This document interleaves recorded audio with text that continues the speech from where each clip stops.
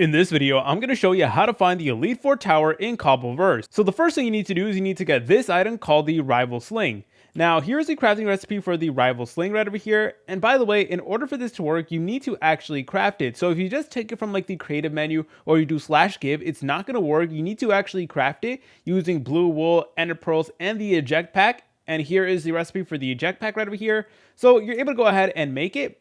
And you will also need an empty map. Now, the next thing you need to do is you need to go to the end dimension because that is where the Elite Four tower is going to spawn in.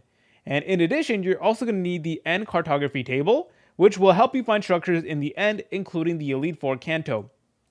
Place your empty map right here, then place your rival sling, and now it is going to generate you a map that will point to the nearest Elite Four tower. So be patient, and yep, there you go. There it is. And then it is going to let you know. Now, if you do have commands turned on, what you could also do is you could do /locate structure, followed by Cobbleverse, and then type in Canto_League. By the way, this command is only going to work when you're in the end dimension.